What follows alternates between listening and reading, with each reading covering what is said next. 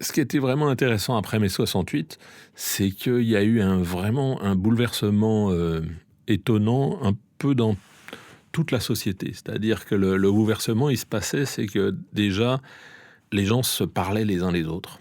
Et en fait, nous, les ados, tout d'un coup, on avait le droit de parler aux adultes, alors qu'avant, on n'avait pas le droit. Et que les adultes nous parlaient parce qu'ils ne comprenaient pas ce qui se passait. Il y a bien longtemps, dans une galaxie privée d'Internet, des hommes et des femmes ont renversé la table. Ils ont inventé, innové, bousculé et changé la donne, dans la musique, les images, les mots ou l'engagement.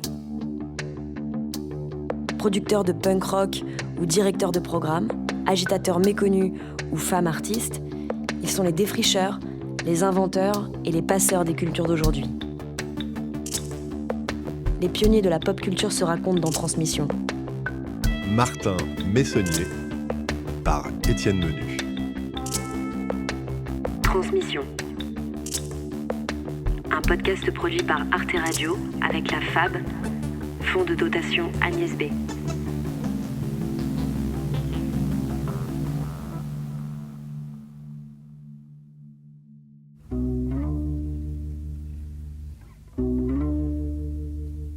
Cela fait maintenant presque un demi-siècle que Martin Messonnier évolue dans deux mondes à la fois, celui de la musique d'une part et celui des médias d'autre part. Il y évolue, certes, mais surtout il les fait évoluer et contribue même parfois à les révolutionner. Car si son nom n'est pas forcément connu du grand public, Messonnier a pris part à pas mal de bouleversements sonores et culturels depuis sa jeunesse. Il a ainsi fréquenté dès l'adolescence le monde du free jazz, des squats et de la contre-culture dans le Paris post-68. Il a ensuite écrit pour les pages culture de Libération au tout début du journal. Il a travaillé également auprès de jazzmen de renom, puis de 2 légendes nigérianes.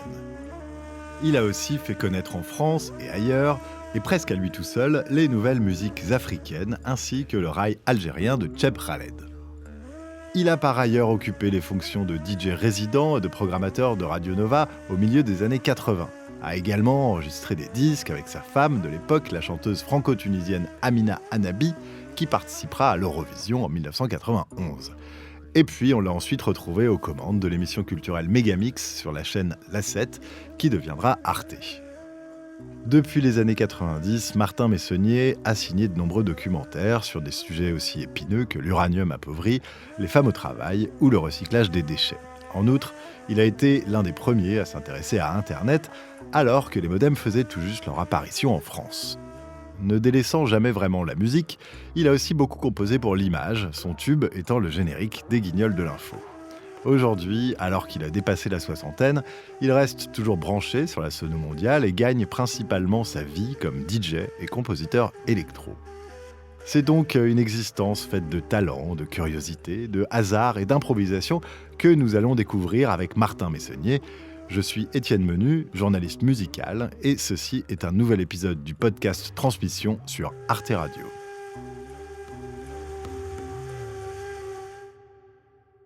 Moi, j'étais dans une école religieuse, en 4e, et tout ça. Et il se passait des trucs qui devenaient anormaux. Donc, le prof de français qui sortait avec la prof de maths, tout d'un coup, c'était un peu... c'était même plus un scandale. Ou bien, il y avait les curés qui se défroquaient. On commençait à parler de trucs comme ça. C'était quand même assez surprenant. Et alors, j'avais un prof de musique, le premier cours de l'année. Il arrive... C'était un petit bonhomme avec des lunettes très cassants, très pète sec. Il arrive très sérieux, avec un électrophone sous le bras. Et il pose son électrophone et il dit, voilà, Jimi Hendrix est mort cette nuit. Et il dit, c'est très très triste parce que c'était un immense artiste. Et il dit, vous allez fermer les rideaux et on va écouter Jimi Hendrix dans le noir.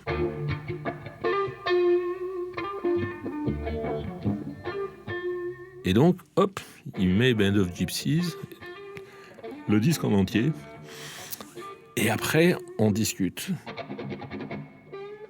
Et là, il dit, voilà, qu'est-ce que vous entendez, là ? Il nous aidait à trouver, là, on entendait dans Machine Gun, il y avait de la mitraillette. Alors, tout d'un coup, il nous disait, voilà, vous voyez, il y a un message politique là-dedans. Il supporte le mouvement des droits civiques, les Black Panthers. C'est un disque de protestation. Puis après, il y avait Who Knows, où il y avait un riff de guitare un peu gnawa africain. Et tu dis, ouais, oui, là, il y a une influence là, africaine et tout ça.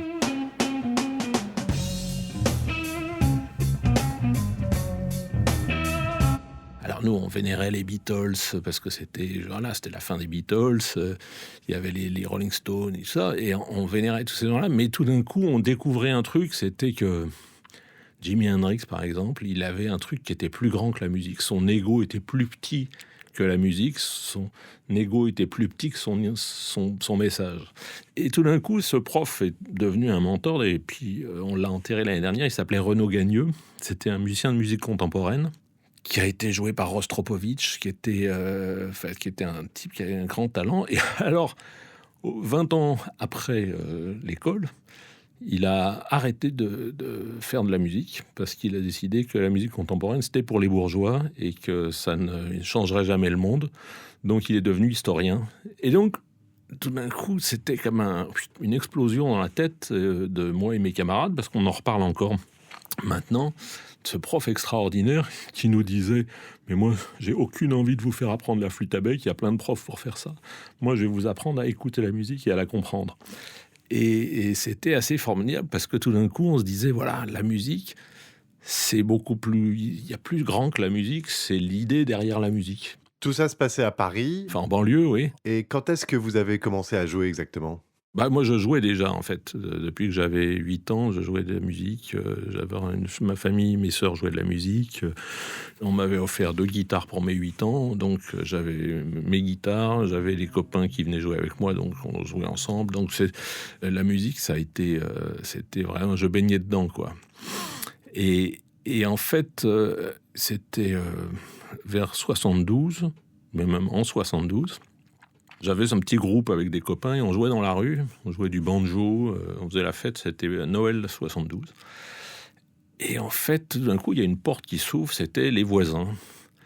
Et la maison voisine, et il y a un type avec l'accent du Midi qui dit « Ah, petit, venez boire un coup » et tout. Alors, on y va, on avait 14 ans, un truc comme ça. Et en fait, on découvre les types qu'on avait vus à Pop 2, à la télé, la veille. Et c'était un groupe qui s'appelait Albert et sa fanfare polyurcétique, qui était... en fait, c'était les anciens de l'atelier des Beaux-Arts. Si d'aucuns tu t'approches de moi. Ceux qui faisaient les affiches de mai 68, qui après mai 68, sont mis à vivre en communauté ensemble. Tu viens. Et donc, c'était des gens extrêmement créatifs. Il y avait des peintres, des architectes, des illustrateurs. Il y avait même un magicien, parce qu'en fait, il avait arrêté ses études d'architecture pour devenir magicien. Et en fait, ils étaient là et ils vivaient en communauté. Et ils avaient donc un groupe de rock qui faisait du rockabilly à l'époque, mais aussi faisait du free jazz. C'est devenu un peu comme des grands frères. Et je passais ma vie chez eux. Et alors c'était quand même incroyable parce que c'était l'endroit où on croisait les musiciens de gong. Il y avait aussi Félix Guattari. Il y avait un évêque défroqué. C'était un espèce d'endroit libertaire, invraisemblable, où il se passait des trucs. Et le manager du groupe, c'était Patrice Blanc-Francard. Voilà. Et alors c'est comme ça que je voyais. Il y a Bizot. Jean-François Bizot, fondateur du magazine Actuel et de Radio Nova, disparu en 2007. Jean-François Bizot d'Actuel venait là-bas parce qu'il était vraiment admiratif de ce groupe. Et ce groupe était en train de partir pour avoir un succès fou, quoi. C'était parce que les concerts étaient invraisemblables jusqu'au jour où ça n'a pas duré longtemps parce que, en fait, ils avaient des fans terribles qui étaient les Hells Angels de Paris. Et en fait, à chaque fois qu'ils jouaient, les Hells Angels arrivaient avec les motos dans la salle et ils cassaient la gueule aux spectateurs qui se plaignaient. Donc, tout d'un coup, les gens des groupes, ils ont dit ouais, je crois que c'est pas ce qu'on voulait faire dans la vie, parce que c'était quand même, il y avait des fois, c'était quand même très, très, très violent. Hein. C'était des scènes, moi, qui m'ont un peu choqué, quoi. de bagarre, quoi. C'était les Hells Angels blaguaient pas du tout. Donc le groupe a viré complètement. Ils ont dit bon, on arrête le rock'n'roll, on va faire du free jazz. Voilà. Et le chanteur du groupe, qui s'appelait Rocky Gonzalez à l'époque, c'est devenu Joe Corbeau, qui est le père du rap marseillais. Voilà, c'est pour situer. Donc déjà à ce moment-là, moi l'école, j'y allais pour dormir parce que je passais mes nuits chez Albert et sa fanfare pour faire de la musique avec eux, quoi. Il y avait des mecs qui déclamaient des poèmes, c'était juste... Et puis on improvisait, on jouait tout le temps, quoi. Donc c'était assez grisant. Et je commençais à vraiment petit à petit décoller de l'école. Et puis en fait, à l'époque, il y avait beaucoup de concerts de free jazz. Parce que c'était vraiment une époque très très riche. À Paris, il y avait Frank Wright avec Alan Silva, Bobby Few, Mohamed Ali qui jouait avec leur groupe Center of the World. Il y avait plein de concerts. Il y avait Archie Shepp, bien sûr, qui était là, qui jouait dans les clubs. Il y avait Sun Ra qui venait très souvent, même il est venu jouer au Gibus.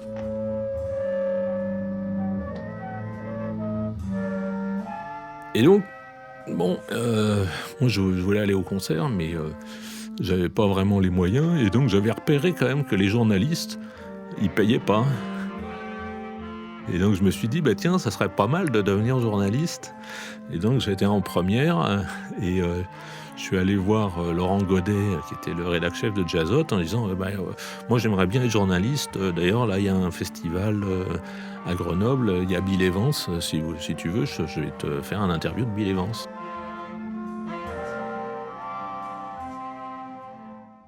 C'était assez pathétique l'interview, mais en tout cas, je l'ai fait quand même. Et donc, je l'apprenais en le faisant, quoi. Mais c'était vachement sympa à Libé. Il y avait cette espèce de respect des luttes lycéennes et tout ça. Donc il y avait un truc, j'étais un peu la mascotte, le petit jeune, ils m'ont protégé et tout ça.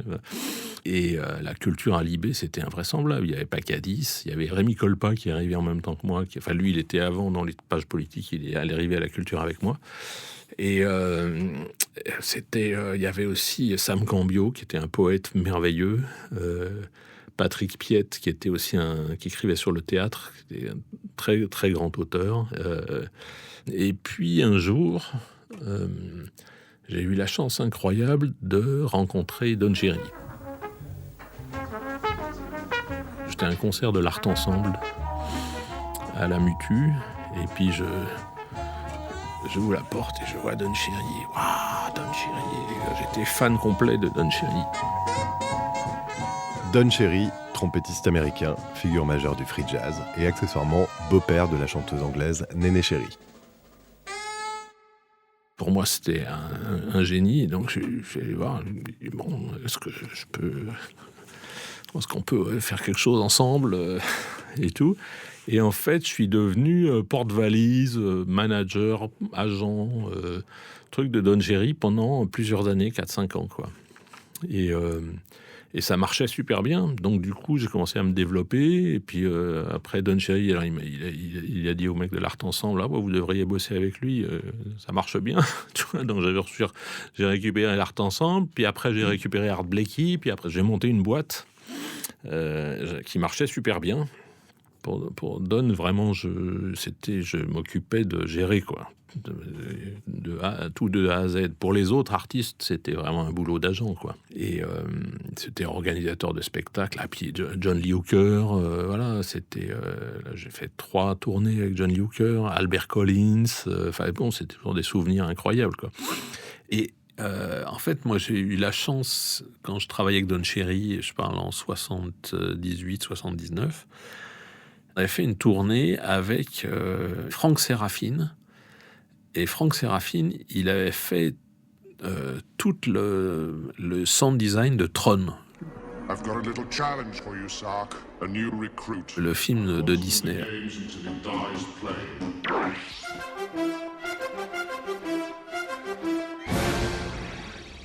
Et Franck a laissé son synthé pendant 3 semaines chez moi. Et donc, je me suis dit à bidouiller et tout ça. Et bon, c'était une vraie influence, quoi, parce que c'était... là, tout d'un coup, je découvrais le Prophète 5, voilà. Et puis j'en avais un chez moi, puis ça valait une fortune, ces trucs-là. C'était, voilà. Donc, dès que j'ai pu, je m'en suis acheté un. Voilà. Et je l'ai toujours, voilà. Et puis, à un moment, c'était en 80... je vois dans le Herald Tribune que Fela était en prison en Italie. Fela Kuti, musicien nigérian mythique, inventeur de l'afrobeat, mort en 1997. Et donc là, je me suis dit, hop, là, il faut que j'aille voir ça, parce que d'abord, j'avais envie de le voir en concert, et, voilà. Et donc j'ai pris l'avion, je suis allé à Naples. Il venait juste de sortir de tôle, et j'ai rencontré un petit hôtel, et je lui ai proposé de venir faire une tournée en Europe. Il était déjà venu au Festival de Berlin, mais il avait fait l'aller-retour, et il n'avait jamais tourné en Europe. Il n'avait plus de contrat de disque, c'était un peu la loose à l'époque. Et puis là, il m'a dit, écoute, si tu veux me faire tourner, tu dois venir d'abord chez moi au Nigeria. J'ai dit, ok. Donc j'ai pris l'avion, je suis allé chez lui au Nigeria. Et puis on a monté l'affaire. Et donc j'ai trouvé un contrat de disque à Londres. Puis on a monté la tournée, la première tournée qui a eu un succès fou. En Allemagne, enfin en Autriche, en Belgique, en France. Et puis... on a fait une deuxième tournée qui était une vraie catastrophe parce qu'on n'a pas été payé par un promoteur et donc ça a été un peu la cata. Moi, j'ai pris le bouillon et là, j'ai un peu coulé. Mais ce qui était génial, c'est que j'avais pu, au cours des années, c'est que j'avais été en studio, justement, j'avais commencé à travailler beaucoup en studio avec Don Cherry, justement, avec Charlie Haddon, avec... j'avais travaillé sur un disque qui s'appelait Oriental Wind. C'était un groupe un peu jazz rock turc avec de Okay Temiz, un batteur formidable. Et puis je me disais, mais c'est bizarre, personne ne dit rien aux musiciens. Ils ont une version toute pourrie, ils se contentent de ça. Et en fait, moi je les engueulais, je leur disais, mais attendez, c'est pas terrible, tu peux faire mieux que ça et tout ça. Et en fait, je me suis retrouvé le disque d'Oriental Wind, j'étais un peu leur manager plutôt. Et en fait, tout d'un coup, il y a le producteur, il avait marqué produit par Martin Messonnier. Moi, je savais pas que j'étais producteur. j'avais pas d'idée. Donc, je me suis dit, tiens, c'est marrant. Voilà.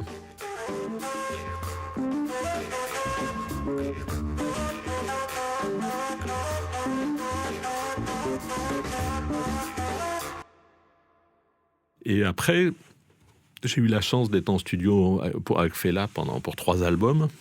Fela, c'était vraiment intéressant parce que je l'ai vraiment vu faire sa cuisine et tout ça, voir comment il faisait, comment il allait mettre la basse au-dessus de la grosse caisse et tout ça. Je veux dire, c'était waouh, là on était vraiment dans le chaudron, donc ça c'était vraiment passionnant. À un moment après, donc, la tournée ratée, Fela m'a viré. Et puis, au Nigeria, j'avais entendu un autre type qui était extraordinaire, que je trouvais génial, c'était King Sunny Adé. King Sunny Adé, multi-instrumentiste nigérian, ambassadeur de la musique juju de l'ethnie Yoruba.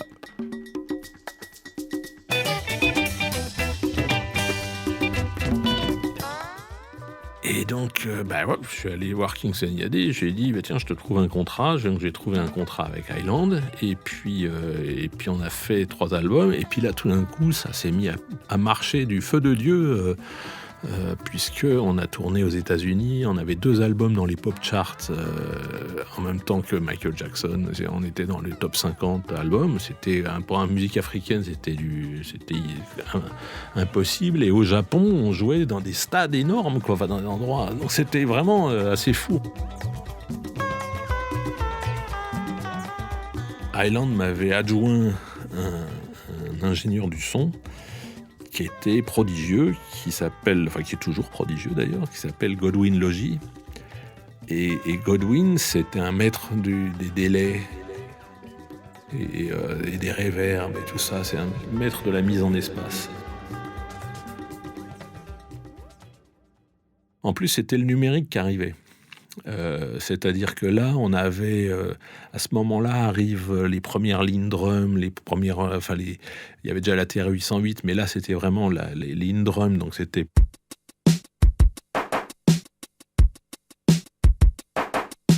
On avançait dans le numérique, il y avait les premiers Emax, donc c'était les sampleurs, et puis les boîtes de synthé, ils produisaient des synthés vraiment super créatifs à l'époque.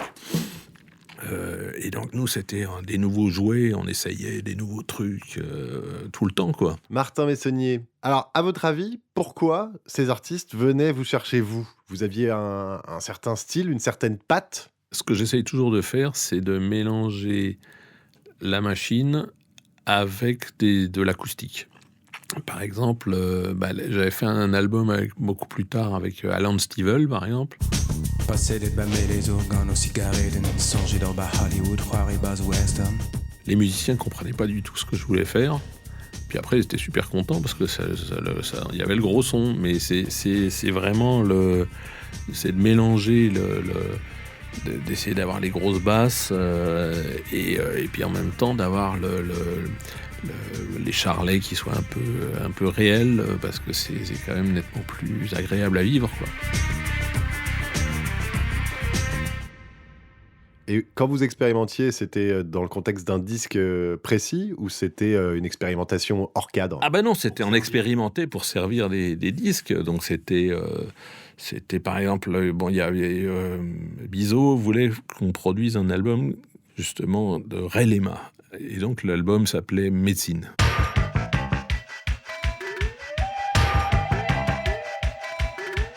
Et moi j'avais dit à Bizot, écoute, tu vois, si c'est faut faire un album de musique congolaise, youplali, youplala, moi c'est pas mon truc, ça m'intéresse pas. Mais si Ray est d'accord, moi je voudrais qu'on fasse l'album juste à deux, tout programmé de A à Z. C'était moi je me disais, je me frottais les mains parce que je me disais, je vais apprendre la musique zaïroise. Et au début c'était un peu dur, et puis là Ray, il m'a rappelé récemment en disant j'aimerais bien qu'on recommence, donc faut croire que ça lui a plu, quoi. Et comment vous vous en sortiez financièrement ? À l'époque je m'en sortais super bien, mais moi l'argent m'intéressait pas. Ce que j'aimais bien, c'était faire les projets. Et alors, il y a eu des moments où je gagnais très bien ma vie, et puis il y a des moments où je me suis retrouvé vraiment à zéro. C'est là où Bizot m'a appelé en me disant « viens à Nova, tu vas te ressourcer et tout ça. » Parce que justement, après, quand Kingston Yadé a arrêté avec Island, je me suis retrouvé un peu à zéro, quoi. Quand vous avez fait le deal avec Island, si j'ai bien compris, vous étiez complètement amateur. Ah mais oui, total amateur. C'était Chris Blackwell était venu me voir parce que j'étais à l'époque où je manageais Fela. Et il voulait Fela chez Island. Et j'ai dit, écoute, t'arrives trop tard, Fela il a déjà signé chez Arista, donc si tu veux, je te propose Kingston Yadé. Et il m'a dit, waouh, génial, écoute, je te propose de faire un label. Alors, un label chez Island, c'était quand même génial. Et puis en fait, au fur et à mesure, ça s'est un peu émoussé. Parce que donc on a fait 2 albums de Kingston Yadé qui se sont super bien passés. Puis on a fait un autre album avec Tony Allen. Et là, Chris Blackwell n'aimait pas la chanteuse. Et donc il a placardisé le disque, quoi. Mais bon, c'est le métier, hein, c'est comme ça. Mais moi, en fait, ce qui est génial, c'est que c'était mon école, quoi. Et c'est à la même époque que vous commencez à travailler avec Khaled. En fait, j'avais un copain qui est le chanteur des Belleville Cats, d'ailleurs, actuellement. C'est Kamel, et il m'avait fait écouter une cassette de Khaled, c'était en 84, 85, voilà, un truc comme ça. Et au cours d'un dîner, j'étais sidéré parce que c'était vraiment... ce que faisait Khaled à l'époque, c'était extraordinaire. C'était, voilà, j'ai pris l'avion, puis je suis allé à Oran, et puis voilà, je suis allé le voir, quoi. Et Khaled, il était chanteur de mariage à l'époque. Et il produisait ses morceaux dans un tout petit home studio en 8 pistes avec une TR-808 et il avait un Kawai 100 et puis un Crumar pour la main gauche où il faisait les accords. Il Enfin, c'était vraiment un truc. Et ils vendaient 3 millions de cassettes à Barbès. Et Khaled, c'était là-bas en Algérie, c'était une star incroyable, mais il passait ni à la radio ni à la télé parce que c'était interdit à cause des textes qui étaient trop pornographiques.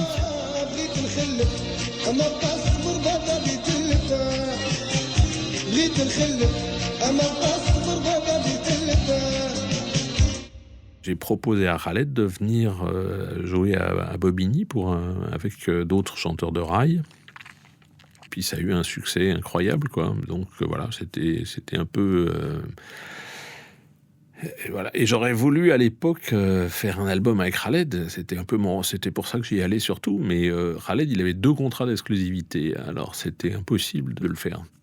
1 an plus tard, je reçois un appel d'un musicien qui s'appelait Safi Boutella, qui me dit voilà, je cherche un producteur parce que je dois faire un album avec Khaled. Hop, tiens, là, les antennes se dressent. Et je dis génial, je suis partant quand vous voulez. Et puis on a fait ça, on a fait cet album qui s'appelait Couché.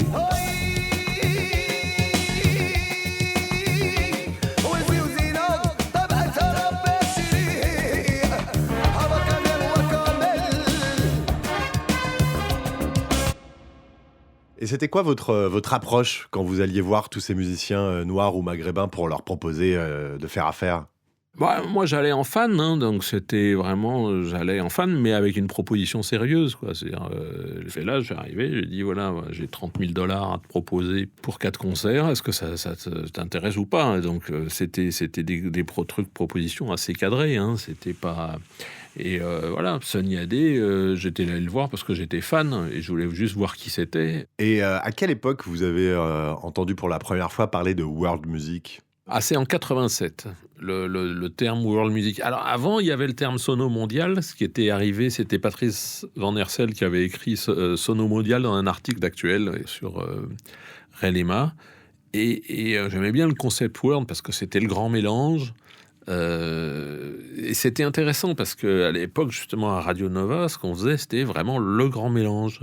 Après ça, ils ont appelé le grand mix, mais plus tard. Mais on le faisait déjà. C'était vraiment... Il y avait Dynasty qui arrivait, le scratcher génial, et je lui prêtais mes disques de Férouz. Moi, je bidouillais avec des trucs africains, puis il y avait Cheb Mimoun qui venait enregistrer dessus. Enfin, voilà, c'était vraiment... on faisait le gros mélange dans tous les sens. Et donc ça, c'était la sono mondiale. Et en fait, en 87, c'est 4 ou 5 producteurs anglais qui avaient du mal à placer les disques dans les magasins parce qu'il n'y avait pas d'endroit pour placer les disques dans les magasins, qui ont créé cette étiquette World Music. Donc il y avait Nick Gold, Joe Boyd, qui était un très bon producteur. Et voilà, ils ont inventé ce terme World Music, mais ça, moi, j'ai jamais accroché à ça parce que pour moi, c'était World Music, c'est devenu la musique des autres. C'est-à-dire ceux qui sont pas de la variété, de la pop et du rock. Alors que moi, tout ce que j'ai toujours essayé de faire, c'était justement que des artistes comme Fela ou King Sunny Adé ou Khaled, ils arrivent à émerger comme des artistes pop comme les autres. C'était vraiment... Là, tout d'un coup, c'était de les renvoyer dans le ghetto. Martin Messonnier, et comment vous étiez au courant de tous ces concerts africains ? C'était quoi les sources pour vous renseigner ? Quand j'étais à Libé, c'était génial parce que je faisais le bloc-notes. Donc, en fait, c'est moi qui annonçait les concerts, donc je savais tout ce qui se passait. Et petit à petit, on a commencé à annoncer les concerts de musique africaine, ce qui se faisait pas du tout avant. Alors, par exemple, il y avait à la Salvagram, il y avait les Haïtiens, par exemple. Il y avait les Gramax, les Schleux, les Skatcha, les Guadeloupéens de Voltage 8, Guy Conquête. Il y avait des trucs incroyables. Ils jouaient tous les samedis soirs, c'était soirée antillaise à la Salvagram. C'était un truc de fou, quoi. Donc là, au début, c'était un truc stratégique. Puis après, il y a les réseaux de copains. Il y avait le cracheur de feu de Sonra qui s'appelait Matsamba. Et à l'époque, c'est quand j'étais vraiment ado. Il y avait ce type qui venait, qui était un Sénégalais de Paris, qui était un ancien tirailleur sénégalais. Et Sonra l'invitait à chaque fois, à chaque concert, quand il venait en France, pour faire une espèce de danse du feu incroyable, un peu vaudou et tout ça. Et puis alors, tout l'orchestre de Sun Ra jouait des tambours à ce moment-là. C'était vraiment le pic du concert. Et puis moi, j'avais été voir, je discutais avec Matt Samba quand il jouait au Gibus avec Sun Ra, parce que de toute façon, il n'y avait pas de loge, ils étaient trop nombreux pour ça, ils étaient au moins 20, quoi. Et Matt Samba, il était super sympa, et en fait, il m'a emmené découvrir l'îlot Chalon. L'îlot Chalon, c'était un quartier sénégalais de Paris, quartier africain qui était près de la gare de Lyon. Il y avait un muezzin qui chantait. C'était un truc. Et c'était aussi le repère de tous les vendeurs de gris-gris et tout ça. C'était un truc avec des rues très, très étroites. Et puis, il y avait plein de mamas qui faisaient des restaurants où on mangeait à 3 dans le même plat et tout ça. Enfin, c'était un truc assez fascinant, quoi. C'était... Voilà, il suffisait d'avoir des copains africains... Et il disait, viens voir, là au foyer, il y a un truc, c'était plutôt du réseau, quoi. Et alors, comment vous rencontrez Amina ensuite ? Amina, c'était en fait, ça a démarré parce que je l'avais rencontrée à Radio Nova, parce qu'elle traînait dans le coin à l'époque. Elle était chanteuse, elle chantait pas mal au Palace et tout ça.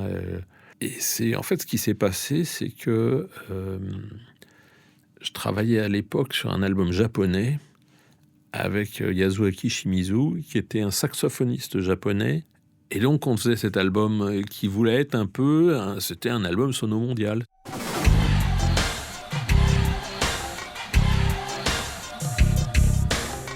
Et lui, il voulait amener un côté oriental. Donc moi, j'ai appelé Oasis Diop, qui est arrivé, 105 minutes. Il a posé ses trucs, ça sonnait terrible, c'était vraiment super. D'ailleurs, ils ont ressorti le disque là au Japon cette année, là, il y a 3 mois.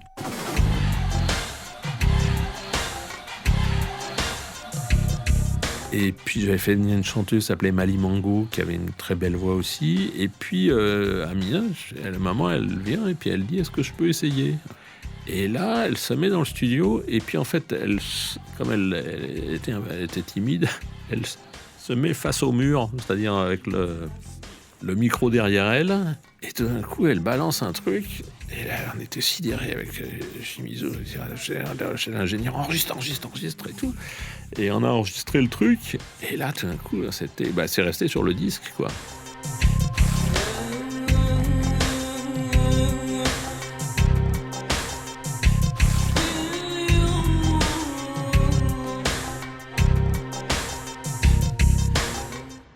Voilà, elle avait ce truc à la Kalsoum, elle avait un truc vraiment puissant.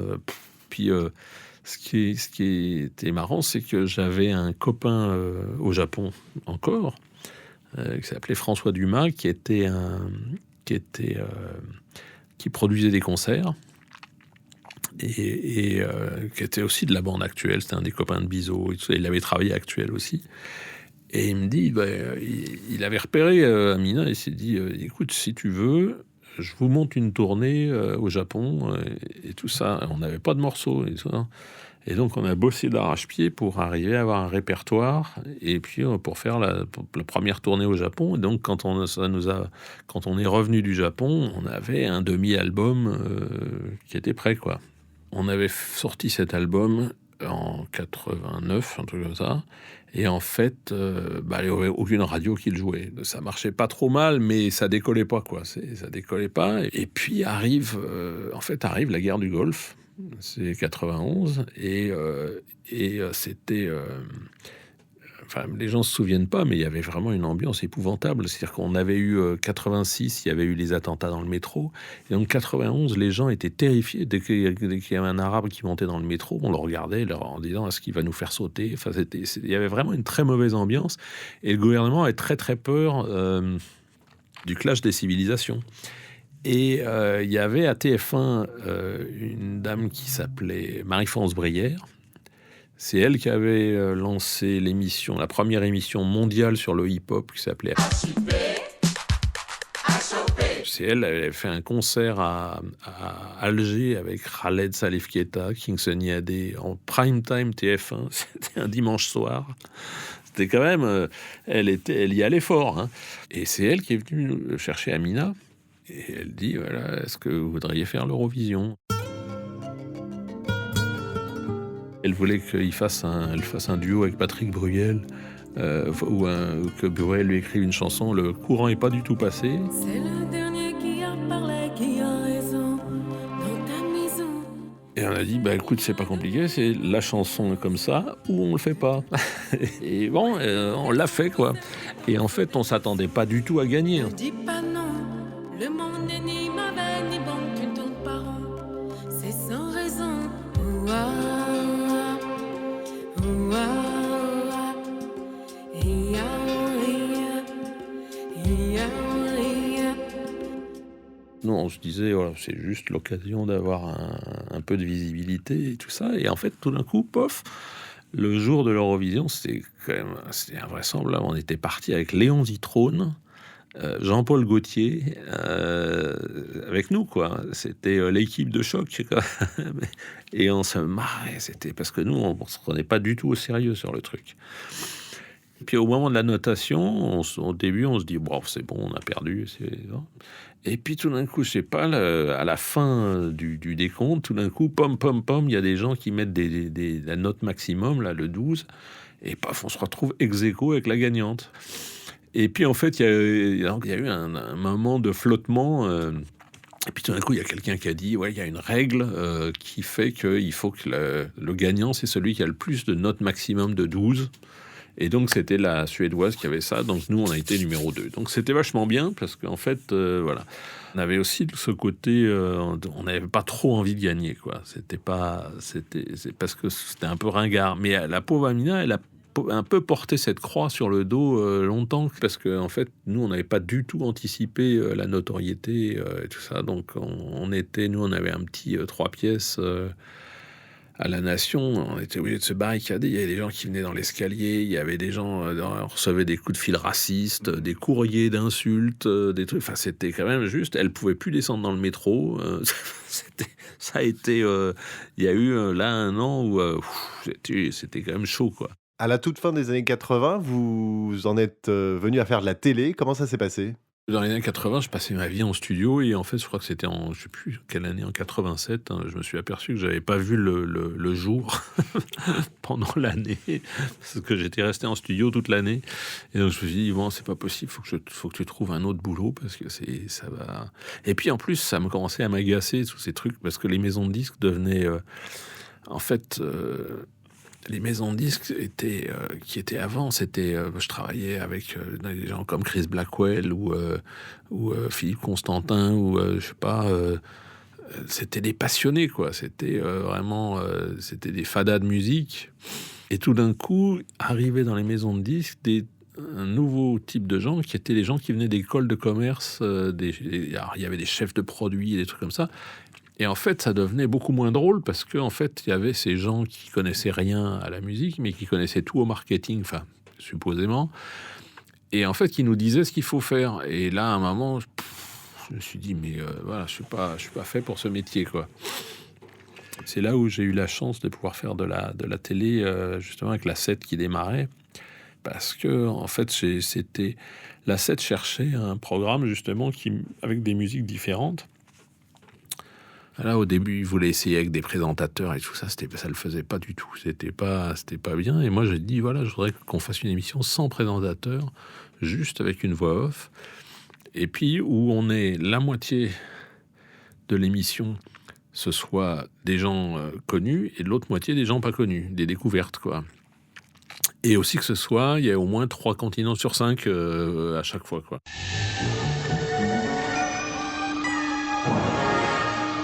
C'était un peu le concept. Et puis, il y avait toujours une archive marrante et tout ça. Et donc, on avait ces archives marrantes qui se mélangeaient. Et puis, donc, d'un côté, on avait New Order. Et puis, de l'autre côté, il y avait Bazamana Sissoko qui venait jouer dans un foyer malien. Voilà, c'était tout mélangé, quoi. Bonjour, Megamix aujourd'hui égale Lionel D et Dynasty. Bobby Brown. Dépêche Mode. Et pour commencer, Urban Dance Squad. Les meilleurs rappeurs d'Europe continentale viennent d'Amsterdam. Au début, moi, j'ai embauché les meilleurs réalisateurs. Il y avait Don Kent, j'ai travaillé avec Guy Saguez, Jean-Jacques Flory. Et puis, je les regardais faire. Donc, voilà, c'est bien. Et puis, en fait, comme moi, je savais monter la musique avec Radio Nova, faire bidouiller les bandes, c'est mon truc, quoi. Je me suis aperçu quand même que quand on sait bidouiller le son, l'image, c'est vraiment pas compliqué.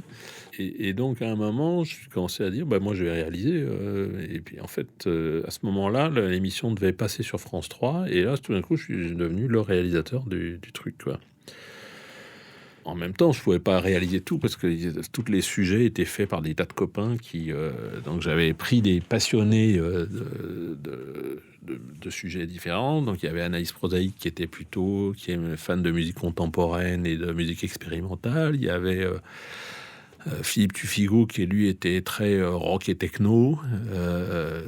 Il y avait Yves Blanc qui était à France Inter avant, mais qui était plutôt, lui... technoïde et savant fou. Voilà, enfin bon. Et puis après, j'ai fait venir Bernard Zécry qui était plus branché rap. Et puis tout ça, c'était à un moment, c'est vite devenu une grosse machine qui tournait. Et puis ils faisaient leur truc. Et voilà. Et les audiences de Megamix, ça marchait bien ? Au début sur France 3, ça a été un gros carton. Et puis je sais pas, au fur et à mesure, quand Arte a eu son propre chaîne, il changeait tous les ans, il nous changeait de format, d'horaire et tout ça. Alors bon. En 1992, Martin Messonnier, comment vous en êtes venu à composer la musique de la cérémonie d'ouverture des Jeux Olympiques d'Albertville ? Albertville, c'est Découfflet qui est venu me chercher parce qu'il aimait bien Megamix. Et il m'a dit, je voudrais des conseils musicaux pour Albertville et tout ça. Et alors... C'était difficile parce que je savais pas ce qu'il voulait, je comprenais pas vraiment ce qu'il voulait. Et alors, je lui ai dit quand même de prendre Joseph Racaille parce que je me disais ça collerait bien avec son truc. Et puis moi, je lui ai dit je vais faire des maquettes pour voir, essayer, parce que moi j'avais mes instruments chez moi et je faisais des maquettes. Et puis je lui amène la cassette et il me dit c'est fini, c'est parfait, c'est ça, c'est exactement ça. J'avais fait des trucs avec des gros tambours et des rythmes un peu à la tambour du Burundi, et tout comme ça. Et il me dit voilà, je ne touche à rien.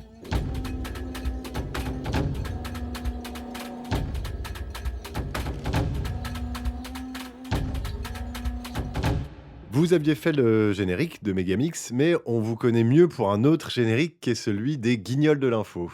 La musique des Guignols, c'est qu'en fait, Canal n'était pas content avec la musique qu'ils avaient, je sais pas quoi. Et puis l'ingénieur du son qui faisait le son des Guignols, c'était un ingé son qui s'appelle Hervé Lecause, avec lequel j'avais fait travailler sur plein d'albums, en Papa Wemba, et Amina, et tout ça. Bon. Et donc, il dit, pourquoi tu essayerais pas, et tout ça. Et bon, moi, je leur ai bidouillé un truc, et puis c'est passé, et puis c'est resté 20 ans. Voilà.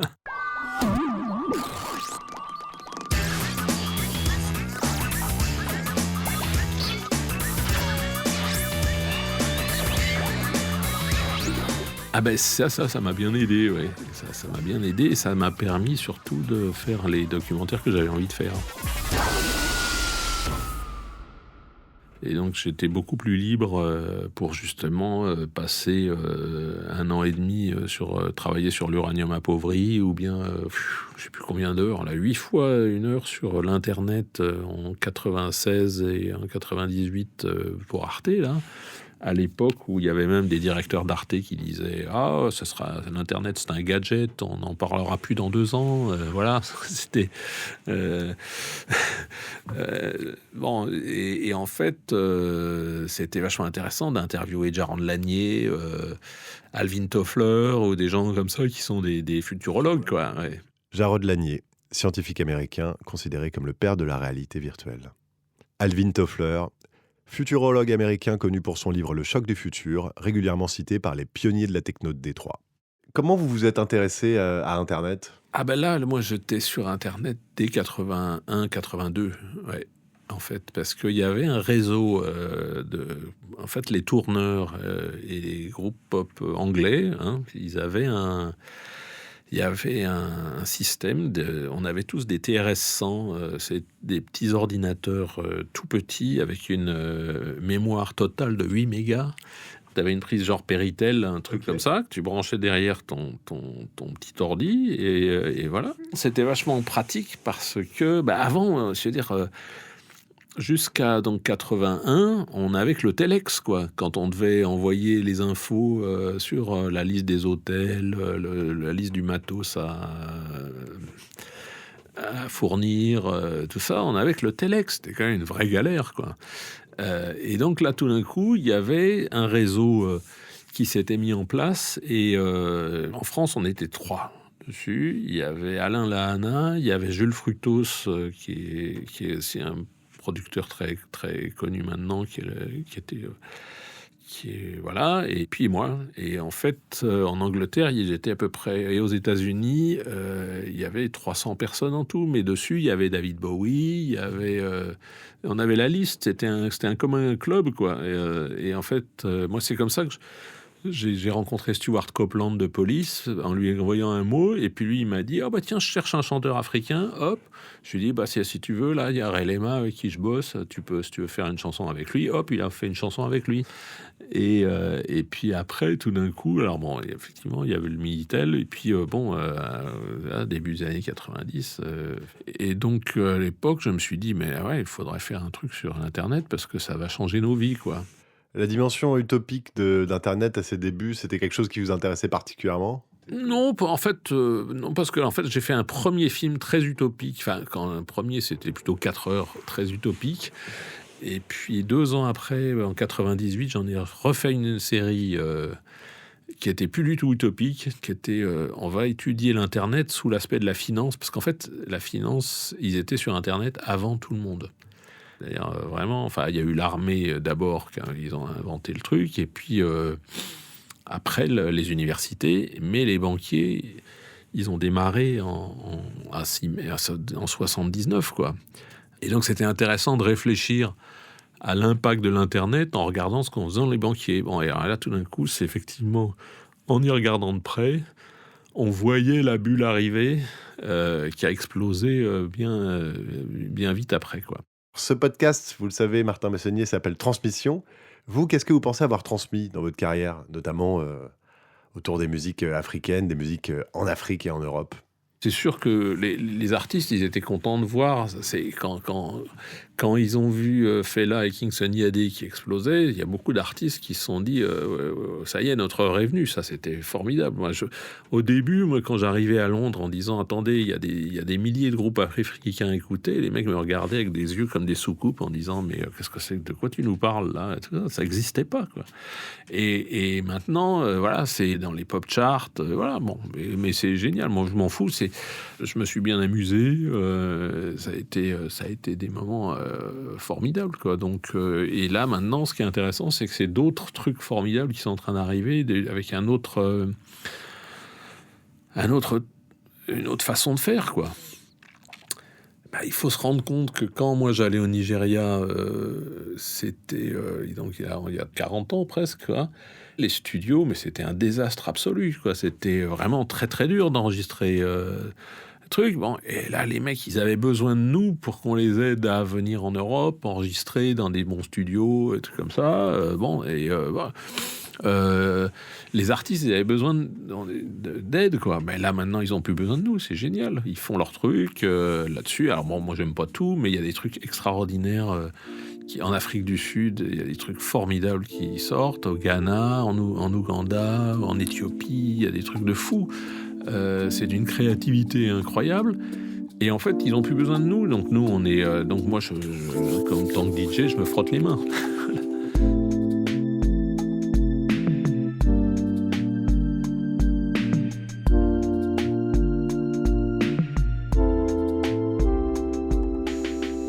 Chefs de bande ou francs-tireuses, les pionniers de la pop culture se racontent dans Transmission, un podcast mensuel produit par arteradio.com avec la FAB, Fonds de dotation Agnès B.